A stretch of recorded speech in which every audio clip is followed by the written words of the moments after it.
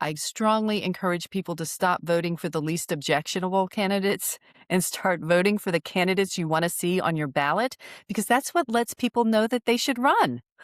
So, where we put our energy is what we facilitate. We are Louisiana Indivisible. From New Orleans to North Louisiana, from Baton Rouge to the Bayou, from Shreveport to St. Bernard Parish, from Lake Charles to Lafayette to Leesville. Together, we can defend our democracy. We Are Louisiana Indivisible is highlighting people, politicians, and organizations across the state and region that understand there are no kings but king cakes in Louisiana, and that y'all will always mean all. Listen, share with your friends and neighbors, and help us work for a better tomorrow in Louisiana and beyond. Hello, Louisiana. I am Joel Sharpton, your host for We Are Louisiana Indivisible, and it is not often that I get to talk about good news for the state of Louisiana. It feels that way anyway. But that's exactly what I have for you today. This past weekend, as I'm recording this, Louisiana defeated 5 amendments, 4 of which were completely put forward by the Landry administration. Amendment 5, and I've spoken about this previously on the show, I think it had some merit to it, but I think overall it's a good thing that that was defeated as well. It's going to bring in younger justices across our state. And right now we are in a moment of momentum. That's what I want to focus on. Jamie Davis is the leading vote getter for the Senate race, although he does face a runoff against Gary Crockett for the Democratic nomination. And the two of them will be facing either John Fleming or most likely Julia Letlow for the Senate seat from Louisiana, formerly held by Bill Cassidy. He has been defeated the first time a sitting senator has come third in his own race since like 1944 or something like that, fitting in to Bill Cassidy's Senate run. We've got a lot of momentum in this state right now, no matter the gerrymandering, no matter the shenanigans that our governor has pulled with the representatives elections across this state that were supposed to be held on May 16th. Many of us, like me, already voted on that race, and now we're going to have to vote again. The candidates are probably going to have to requalify. We still don't know the exact details. It's likely that those candidates for the various district seats across Louisiana will face a jungle primary now in the general election in early November. What I have for you this week is 3 separate candidates for some of those offices. And again, we don't know exactly how the district lines will come down yet. We don't know if these candidates will have to requalify, et cetera, et cetera. But these are all interesting people doing compelling work across our state with a great platform and great positions that I think you ought to know about. Today, we're going to talk to Tania Nyman, and she was running in the 5th district for Louisiana, currently held by Julia Letlow. We'll see how the lines will be drawn and whether Tania will be running for that same seat again. But regardless, she's a name and a voice that you need to get to know. And there's one more bit of great news that I want to share with you. There is a very active and currently popular recall petition for our governor, Jeff Landry, in Louisiana. How can you help? In the state of Louisiana, you have to be a registered voter. You have to have that signature and your ID and your registration verified by a witness. You have to sign it in person. And so you're going to need to go to a signing location. But how do you know that you're going to the right signing location? LouisianaDeservesBetter.com. I'm going to put the link in the show notes, and it should be on your screen right now, LouisianaDeservesBetter.com. That's the official recall petition, not only for Governor Landry, but also for Attorney General Liz Murrill. You can sign both, and those are traveling all across the state. The info is right there on their website. They've got social media that you can follow, and they're putting out regular blasts about the different locations across Louisiana where you can go and sign. Be patient. We've got time. That recall petition doesn't have to be filed until the end of October, but we're going to do it. 600,000 signatures is what we need from registered voters across Louisiana. And the turnout that we had in this primary election over the amendments and our Senate race, the primary of our Senate race, It is so inspiring for us. We can do it, Louisiana. Go to louisianadeservesbetter.com while you're listening to this great interview.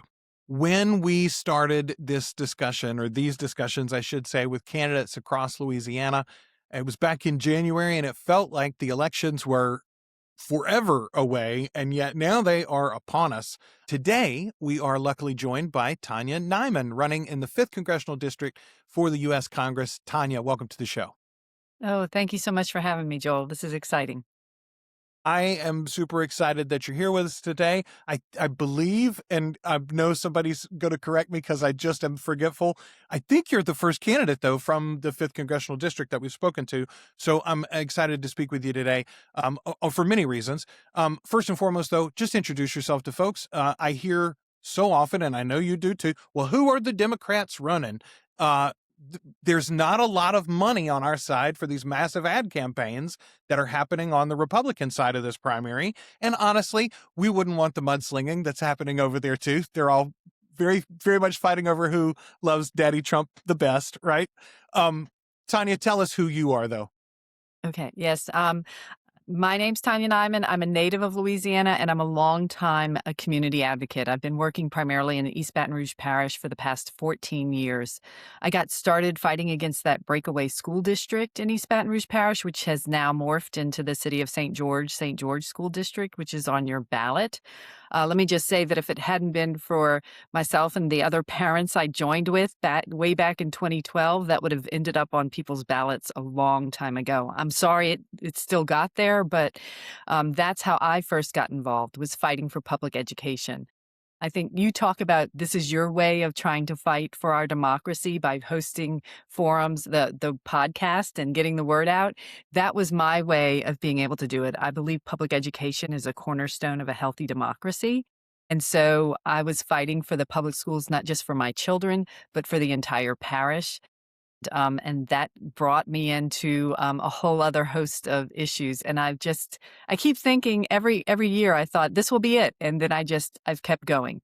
And so here I am. I put my name on the ballot for Congress. And you are right. We have 4 other candidates in the race, and we are not mudslinging. We're all a pretty friendly bunch. And we all are kind of community advocates in our respective areas. To varying degrees. And so I'm really happy to be a part of that effort.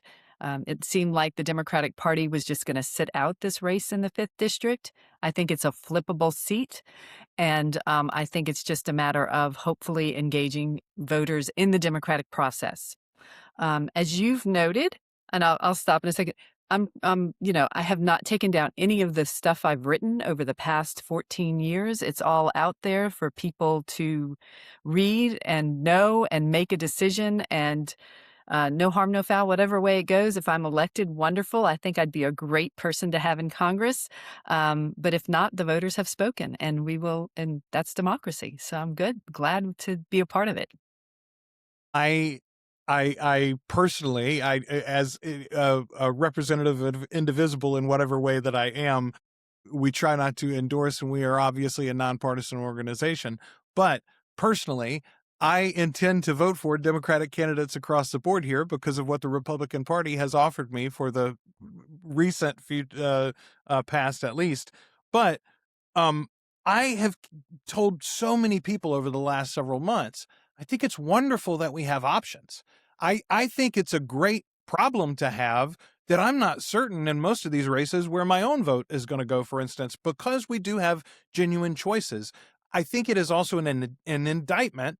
I will point a finger here at the Democratic Party establishment in that the reason why we have so many choices, I think, is because the establishment had given up on all of these races effectively. And so there was no, handpicked successor. None of the major names stepped forward for any of the races. I love him, but there was discussion that Governor Edwards might run for the Senate office and didn't for whatever reason. I think probably because he didn't see a great chance. I think people are downplaying the opportunity that we have in any and all of these races.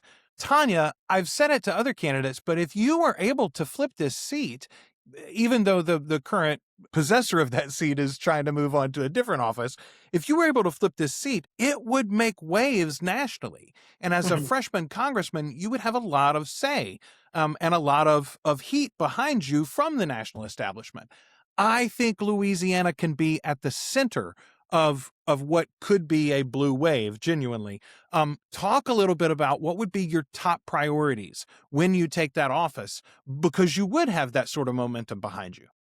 Let's, top priorities, I have a lot, and it's true. And to some extent, I kind of push back against that a little bit because one of the ways in which my advocacy works, especially as a freshman, you're in congressperson, you're going to be walking in, you're going to need to establish the connections. Somebody is likely there fighting for what you want to fight for already. So it's identifying them and joining with them and making sure that happens and taking advantage of the moment. And so I think that's important. But I want to talk about the state level for just a moment, because that's one of Yes. the rungs on my platform is to revitalize the state party. And we might want to even say rebuild the state party, because let's acknowledge that the state Democratic Party lacks the infrastructure it needs to be truly democratic. In a sense, if they had had stronger candidates for the fifth to run, then odds are fewer of us would have put our names on the ballot, right? Um, but I think that the jungle primary has really hurt the Democratic Party in this state because it's shut down conversations within Democrats. One of the issues that I raise up all the time is that my fight against the breakaway school system has educated me about the efforts to privatize public education wholesale through the charter school process. And so I have spent a lot of time trying to raise awareness about the dangers of the threat that school privatization in that manner poses to our healthy democracy, because that means your public schools are no longer governed by an elected body. They are governed by charter school boards whose members are appointed and serve at the pleasure of the charter management organization, which then allows them to siphon out our tax dollars and pick and choose among students and do all sorts of things that are not in keeping with the public education system. And so, and within the Democratic Party, when I first got involved, most of the representatives at the state level I knew were all pro-traditional public schools. There were a few Democrats who were pro-charter, but you could count on the party being a strong fighter for public education. And slowly over the years, that has morphed. Candidates who weren't on board with the charter schools got sidelined or undermined again and again. And most people, because there's not a lot of information in our media about the problems with charter schools, most people don't understand the implications of what that means for them, for their public schools, for teachers, and really for a healthy democracy overall. So I'm so excited about this closed primary.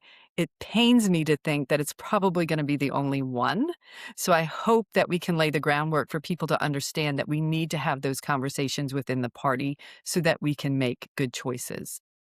So that would be the first thing, is like, here's what we need to do. You want to get people back on board with the Democratic Party in Louisiana. Remember, in 1996, it went, we voted for Clinton.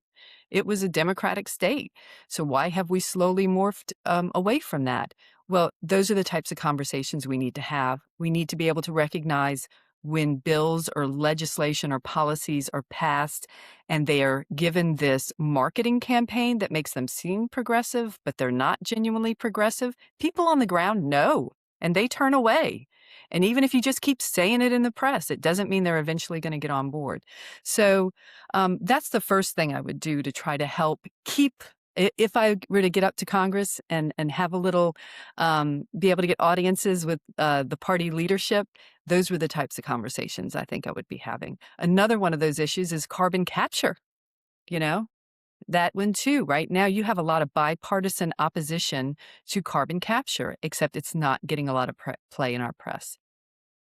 I was going to pause and give you a chance to talk. No, I wanted to say how excited I am and how impressed I am that your priorities, your first priority, at least that you mentioned, and really your second as well, are so very specifically Louisiana focused, right? I think so often the federal offices, we think about the big problems that we have, and Lord knows we've got lots of problems at the federal level as well. But in the House of Representatives specifically, I think you do have a tremendous amount of sway over the state establishment, and you can in fact impact things on the state level and lead our state legislature in certain directions, empower and embolden our state legislators to make those more progressive stances, and reestablish what was, you mentioned the Clinton win specifically. I like to beat the drum and remind people that the move, not just in Louisiana but across the country, this move to take over state legislatures was not an overnight thing. This was a 40-year project begun and masterminded primarily by Newt Gingrich. But it when we realize it took them 40 years for this level of control nationwide, we have to understand that our project to rehabilitate that system of government may be a 20, 30, 40-year project as well. We have to stop thinking in 2 and 4 year election cycles, right? And I like that you're immediately thinking about that as well. Yeah, well, and so let's look at the way in which this groundwork has been laid to shift everything, and starting with the repeal of the Fairness Doctrine and the passage of the 1996 Telecommunications Act. When you had those two things combined, well, then that allowed a few media conglomerates to control the narrative, which is what then people can't get good information. They are dependent upon a media that is really acting in the best interest of billionaires, right? For the information to making decisions about their public policy, and that's a problem. Oh, I want to back up for just 1 second. When I Yes, talk please. about education, there's actually something that can be done at the federal level. One of the reasons why I'm like to protect public education. Certainly, I see it as have been the privatization of public schools being facilitated by the No Child Left Behind and the excessive state testing, which all parents and teachers abhor, and also the reliance on that to deem what it constitutes a succeeding school.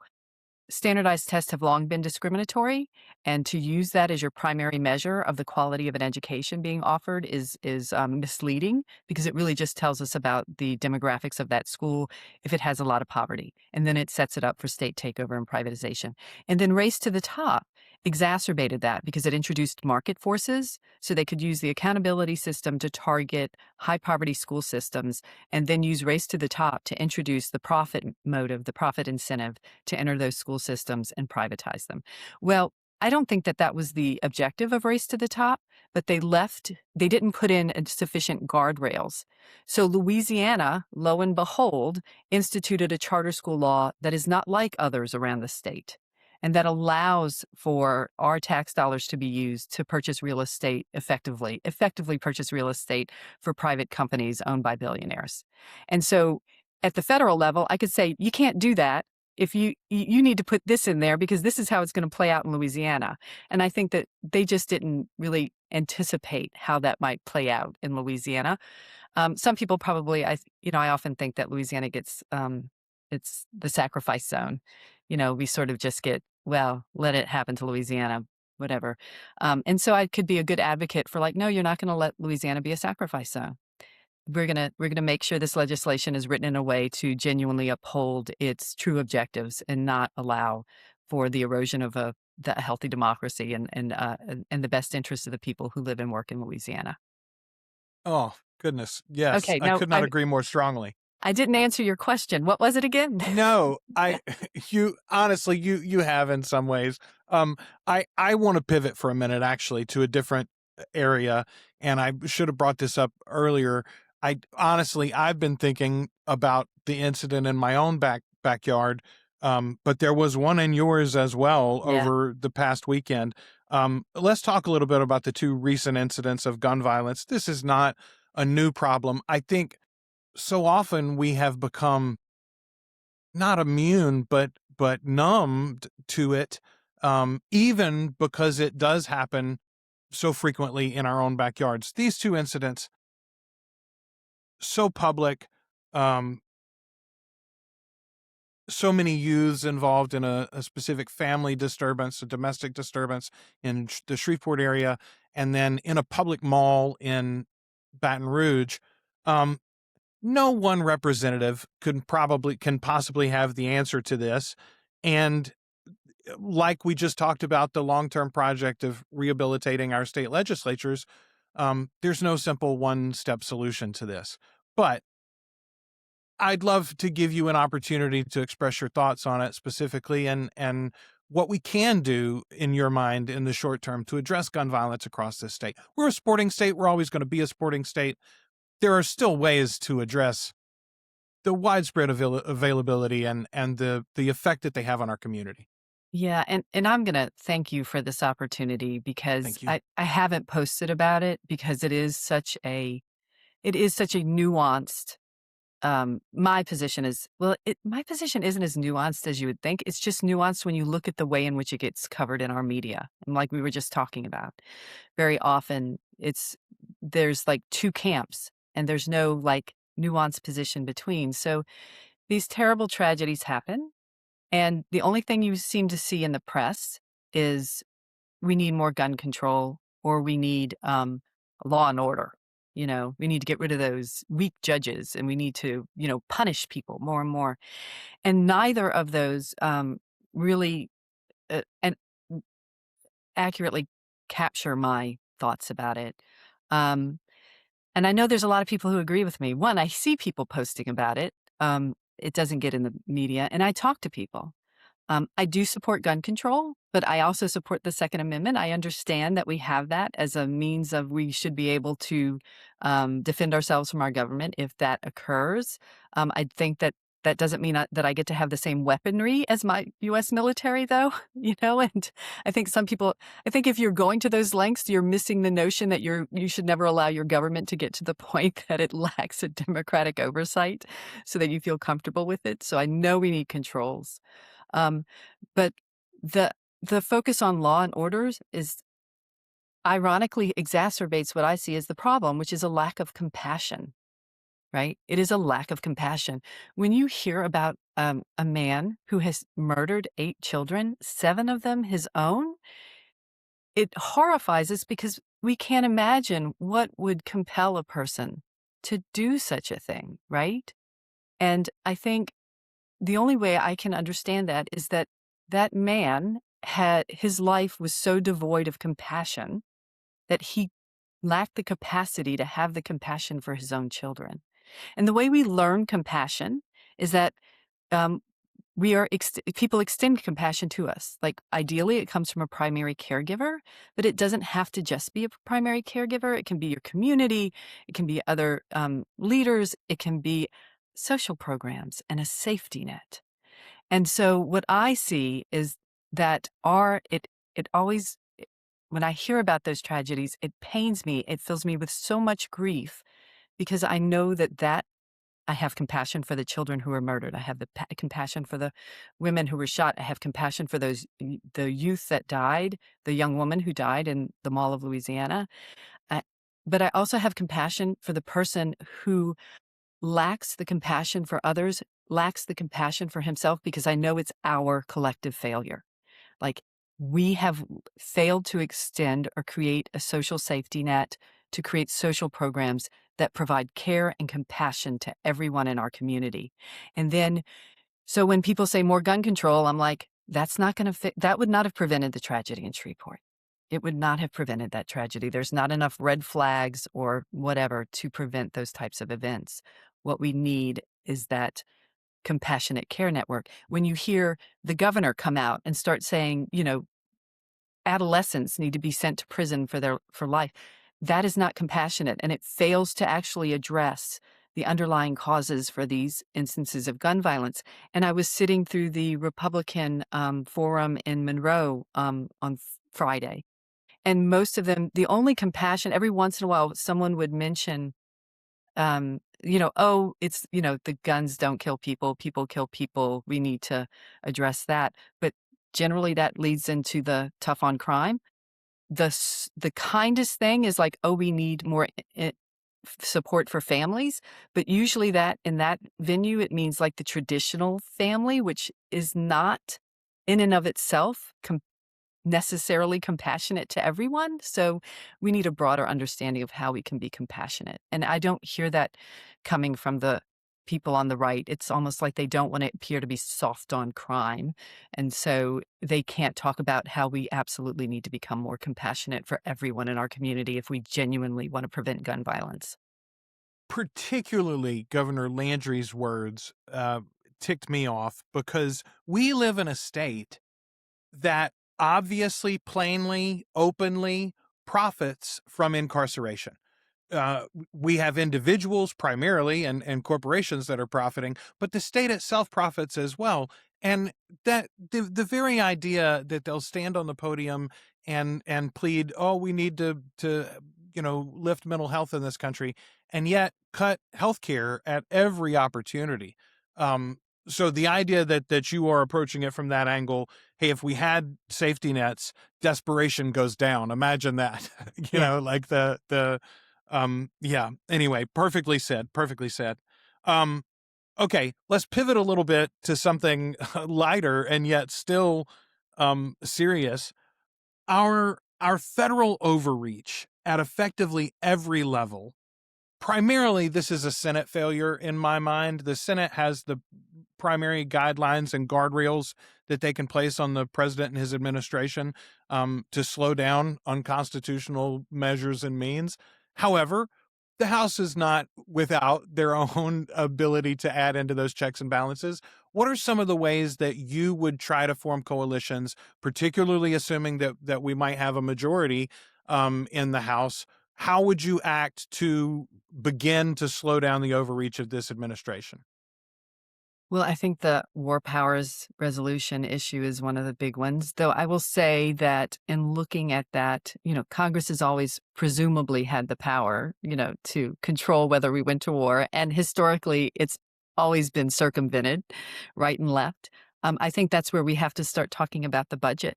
Like, look at how much money we put towards the military, and President Trump is going to ask for $1.5 trillion for the military when we can't afford, presumably, to help people pay for their health care through the Obamacare legislation. That's just absurd. So one way Congress can actually effectively enforce some kind of war powers is to stop passing budgets that prioritize military action and not taking care of the people back home. I mean, that seems to be bipartisan right off the bat. Most people who supported Trump were even doing so. They were tired of the U.S. going abroad all the time and spending all this money when they weren't getting the infrastructure or the help they needed back home. And so I think this is a prime example of that. There's no way that they should approve a $1.5 trillion budget that would allow for a rogue president to just go to war willy-nilly right and left without any sort of support from the American people. In terms of other overreach, the ICE at this point, is that another one you're thinking of? The DHS. Yeah. So ICE, and my understanding, all of that got created with the Patriot Act in the early 2000s. We had a different um, structure for our immigration. And I think there's a good chance we need to look back at that. At some point, you could think that ICE could be reformed, but after what's happened, particularly in Minneapolis, I think it's going to have to be replaced. Like, I don't think there's the fact that Trump has demonstrated that he could use that office or that public body that to essentially become a mercenary army for himself does not suggest it can be just amended. And so I think it's going to need to be wholesale reinvestigated and figure out how we can get back to a an immigration policy that is actually about immigration and not just about, I don't know, demonizing certain communities. Um, in the immigration factor, one of the things, it actually kind of goes back to the compassion thing, but also an awareness of history. Uh, I I I've told this story before. I'll tell it again. But in the 80s, my mother's passion, one of the issues she was passionate about was U.S. foreign policy in Central America, and how, and I don't remember all the details because I was a teenager, not particularly paying attention to political issues, but she would often talk about the things that we were doing that were horrifying down in Nicaragua and El Salvador, and we destabilized those regions. most of the people who are immigrating from those countries, they would much prefer to stay in their home country. But because they've been destabilized and they're now being, run by ruthless dictators, and they try to come to America so they can provide for their family, and they apply for asylum, and those individuals need to be processed as they should be instead of arrested on the street as if they are illegal immigrants when they are actually going through the naturalization process. But we also need to understand that we need to understand the long-term implications of our foreign policy and make sure that we're not destabilizing regions, because then the whole continent would be vibrant, would be able to do better. I also don't understand the hostility to immigration, but I understand the need to protect our borders, and I do understand the need to protect workers. Like, we don't want to invite immigrants to come to America to undercut wages for American workers. People need to be able to make a living. But that doesn't just happen at the border. I mean, we need to have a whole conversation about H-1B1 visas, right? Because if you're not producing enough graduates to fill white collar jobs, the solution shouldn't be to increase your number of H-1B1 visas. And I hope I'm remembering that number correctly, but to I actually think you educate the are. people here. But I think you're so spot on, Tanya, in that the answer to these questions is not really at the border. You talk about like worker protection. Hey, how about the minimum wage to start with? And everybody's like, well, everybody's wage goes up then. And you're like, yes, in fact, that's the point, actually. But I think specifically in Louisiana, we just had an effort to raise the minimum wage. It's something very reasonable, maybe $12. I don't know. They tried to raise it over $7 though. It's $7.25, and it wasn't raised a dime. The counter proposal to whatever the offer was for minimum wage was nothing. You get nothing, sir. Like Willy Wonka at the end of the chocolate factory. I know for a fact that a $12 plus wage can work in Louisiana because it's working right now for both of my sons. My two sons, I've got an 18-year-old son and a 16-year-old son. He's about to be 17. They're both working at Whataburger in Ruston, Louisiana. They each, I think one of them makes $12.50, one of them makes $12.25. Maybe I'm getting it wrong, but they both make over $12 an hour. And they are obviously very low skilled workers. They're bright kids and they're hard workers, but like they started at that wage for a fast food place. Whataburger's prices are not higher than Burger King's or McDonald's or Taco Bell's or whatever. So yes, in Louisiana, in fact, you can run a successful business because Whataburger is successful here in Ruston.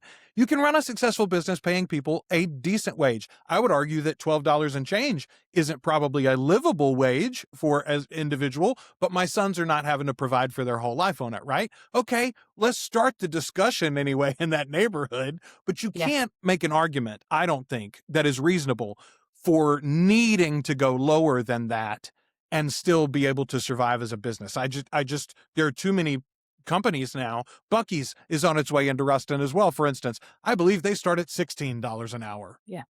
Yeah, no. So the minimum wage, we need an increase in the federal minimum wage. And I want to talk to you about this state proposal. I don't know if it's the same one you're mentioning, but the federal minimum wage needs to go up. I mean, 15, we've been fighting for 15 now for over a decade. So I don't even know if that accurately reflects where it should be. No, Right? no, it should be above 15 But now. let me Yeah. tell you, one of the things, the trick that I think people need to understand is the Republican argument or the conservative argument is, oh, there's no point in increasing the minimum wage because then inflation, it causes inflation and yada, yada, yada. The gains don't actually produce for the worker.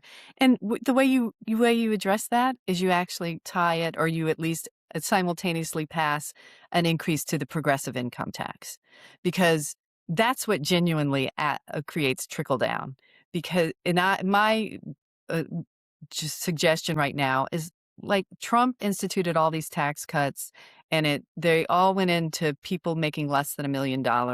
And so the Republicans always like to use that as an argument. You're going to increase taxes on the people. Well, look, leave those in place. Let's create a new income bracket starting at $1 million with a tax rate that is in line with what they used to have back in 1960, which I think was like 60% or something like that.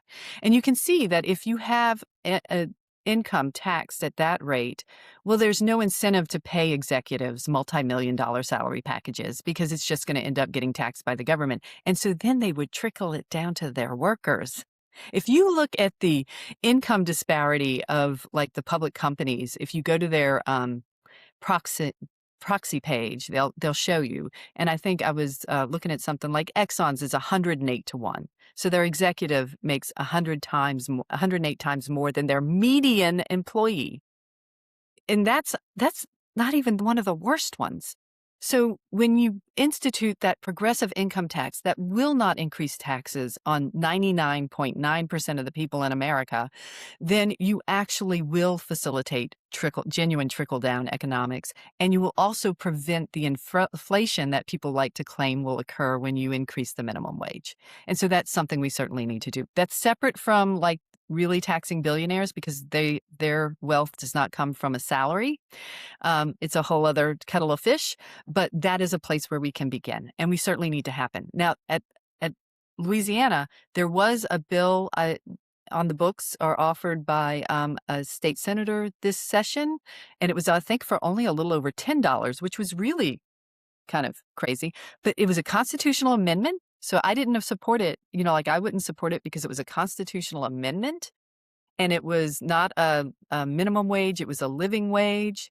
And so I think putting it in the Constitution is always a bad idea because then it just becomes too prohibited to change. Like it would have locked Louisiana into $10 for the foreseeable future. They do not need a constitutional amendment in order to increase the minimum wage in Louisiana. I do think statewide is better than local, but I think Yes. federal is the best. State is even a problem because companies could just locate in the, Texas or Mississippi in order to avoid it. But yeah, no, it's something that absolutely needs to happen. It's one of the reasons why we have such glaring income inequality. And that too is a threat to our, I know it's a constitutional republic and I keep saying democracy, but democratic process that facilitates the constitutional republic. So we need a healthy democracy, and income inequality is a problem. I like to push back against that entire language argument, Tanya, because a democratic republic is, in fact, our form of government, a constitutional republic, excuse me, but that is a form of democracy. There are several forms of democracy, and that's one of them. We don't have a direct democracy, but we do, in fact, have a version of democracy. Anyway, Tanya, I love how your priorities are so directly aligned with the average Louisiana citizen. I love how you are focused on the things that you will be able to do in this seat in the House once you take it in the fall, hopefully. Let's run through how everybody can connect with your campaign specifically. Tanya, if folks want to connect with you directly, find out more about all your policy positions that we didn't get time to talk to today, where do they find you online? Tania Nyman for Congress.com has all of my congressional information. I still have all my advocacy stuff up, but so just make sure you're on Tania Nyman for Congress.com. But if you want to investigate all of my previous stuff, work done at the Metro Council and the School Board Council, that's on TaniaNyman.com. And there's Substack and Facebook and everything else. I strongly encourage people to stop voting for the least objectionable candidates and start voting for the candidates you want to see on your ballot, because that's what lets people know that they should run. So, where we put our energy is what we facilitate. Please look up carbon capture. I don't think people really understand how dangerous that is to the state of Louisiana. I'm tired of Louisiana being the sacrifice zone for the nation and the world. And so we can all start to fight for it in that regard, too. Tanya, thank you so much again for your energy and your excitement for this race. Thank you for putting your name in the hat as we talked about, and thank you for your time today. Thank you. Really appreciated it.